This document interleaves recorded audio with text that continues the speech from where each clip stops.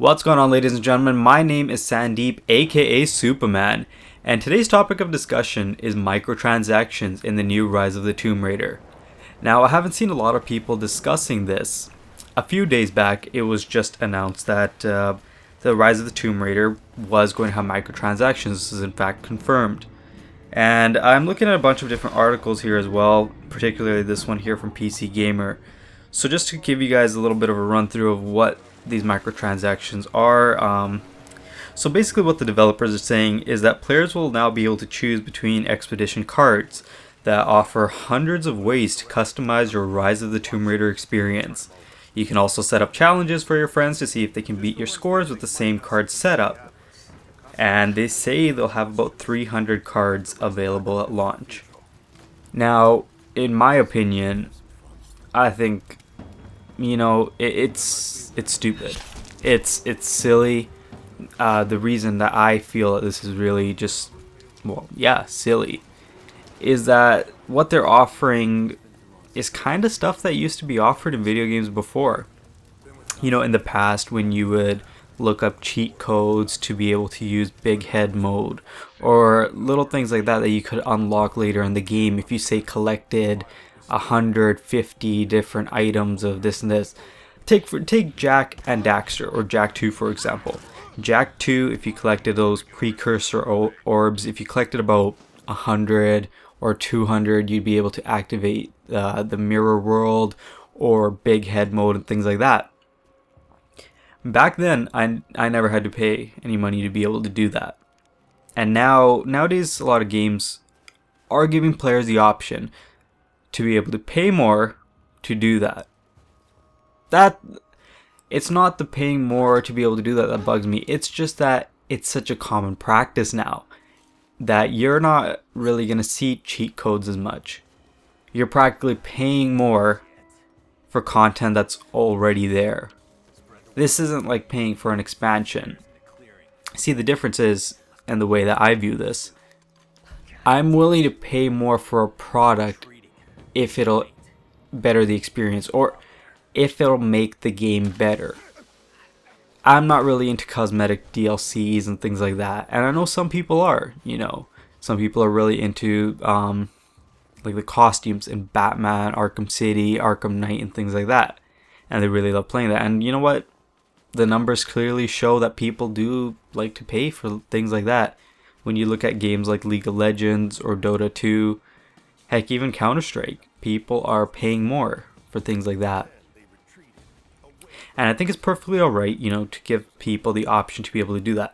But 300 different microtransaction, there's 300 things in this game that you could purchase to enhance gameplay, I guess, to enhance experience. Now, I haven't seen too much into this, so I'm not going to just definitively say that it's going to make it, it's the people that are buying this kind of stuff, it's going to make them play a whole lot better at this and this. I just know a little bit, and from what I'm currently seeing right now on my second screen here, is that basically I see the big head mode that's cosmetic, and there's many other in-game purchases that will give you an advantage in leaderboard modes.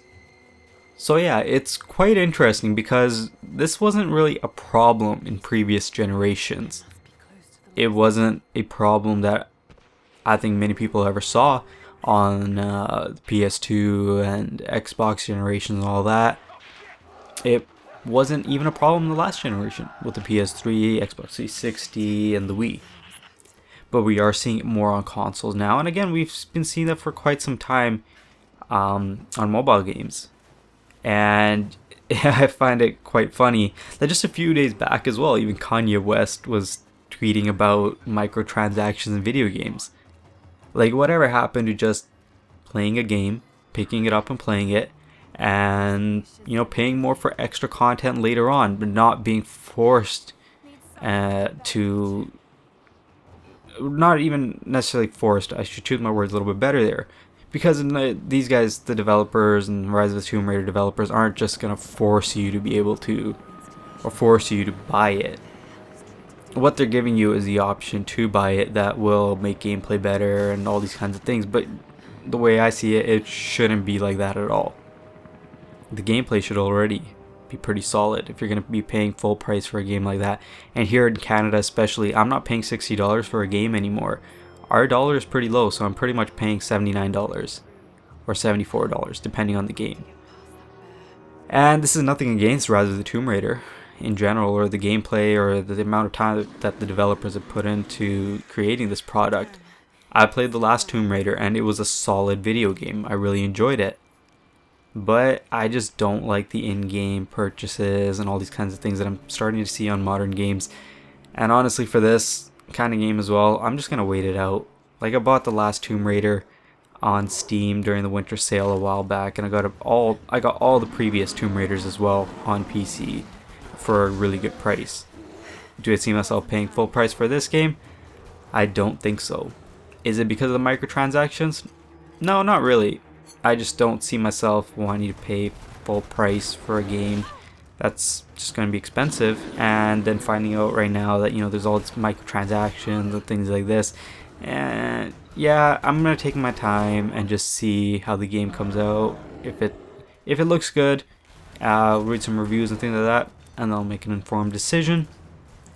But I thought I'd go ahead and just give you guys my 2 cents, just to give you guys my opinion.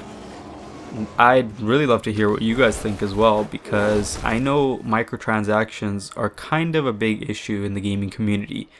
A lot of people don't like them. Some people think it's totally fine. It's okay. And I'd love to hear the opinion of my viewers and my subscribers. So go ahead and leave a comment down below and let me know what you think. And if you like this video, please do hit that like button. And if you're just a new viewer that's come to this channel, be sure to check out some of my other videos and do subscribe to my channel if you do enjoy them as well. Once again, my name is Sandeep, aka Superman. Thank you for watching.